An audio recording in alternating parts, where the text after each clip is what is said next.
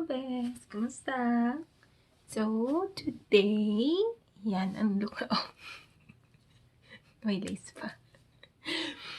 Yan ang look na gagawin ko. Naisip ko lang something, a little crazy. First time ko din siyang ginawa, and I don't know, I have something else on my mind, but yun yung lumabas. I need yung parang yung ginagamit nila na body and face paint. It's still in the way, but yeah, I'm waiting for that, and hopefully marami akong makakreate na ganito in the long run kapag tama na yung mga items ko, diba? Anyways, let's start. Of course, mas madali kapag gumamit ako ng scotch tape.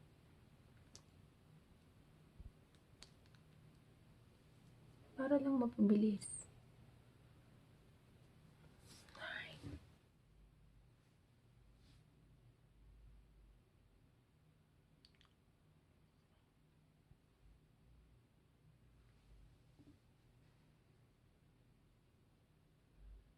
Oh yeah, I started this already, so don't be surprised na meron na, but this is what I use on that. With same brush, I'm using that mostly same spot, but like tap.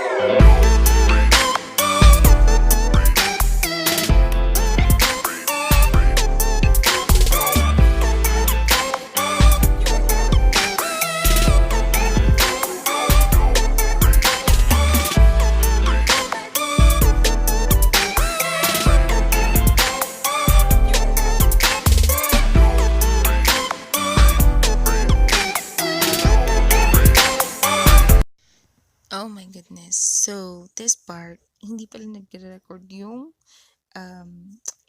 camera nung naglalagay ako ng concealer, but trinay ko na lang siya ulit to show you guys na concealer lang talaga yung nilagay ko, and shinape ko ng ganyan sa mata ko.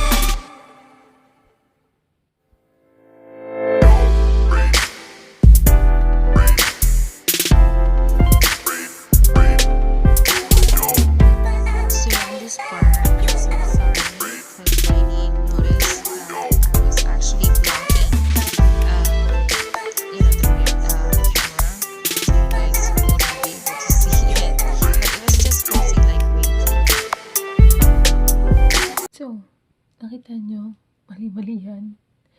It's okay. Kasi, we can always go back with we can always go back with the eyeshadow para i-retouch. So, let me show you. Nagkamali din kasi ako kanina eh. Dahil yung what do you call this?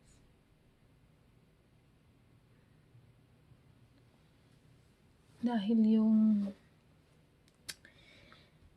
nagkamali din ako kanina kasi di ko na-expect na makalat pala yung regular na eyeliner.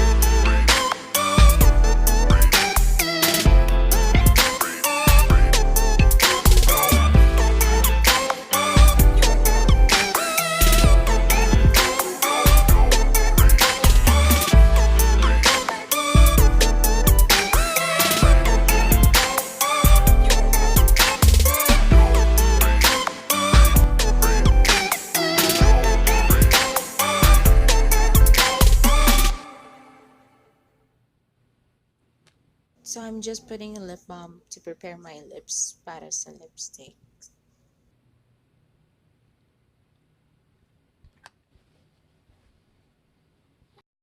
So now, alisin ko na yung mga fallouts and then para ma-ready na rin for foundation and everything else.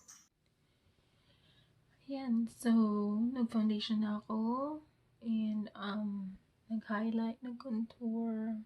Well, hindi mo siya manghalata ang aking contour, but just for final.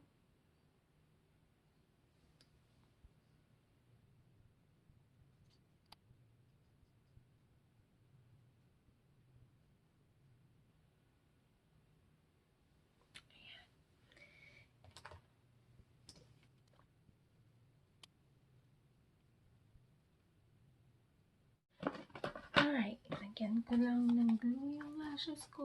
I'm gonna use this.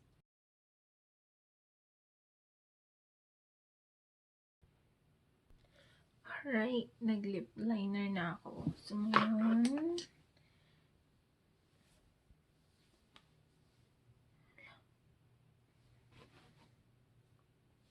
hanap yung lipstick ko. Ayan.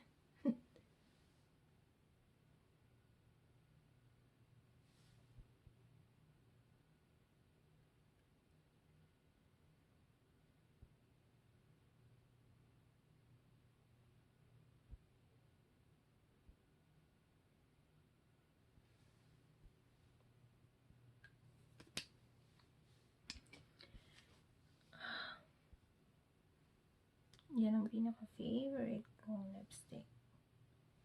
Ang kulay. Let's see.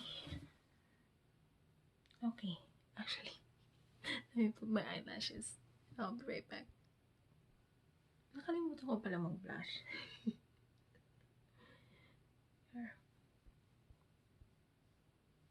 In fairness, I love this palette. This one. I got this from BoxyCharm.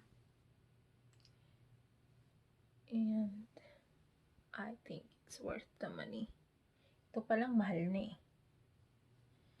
Anyways. Ayan. So, ito na yung final look.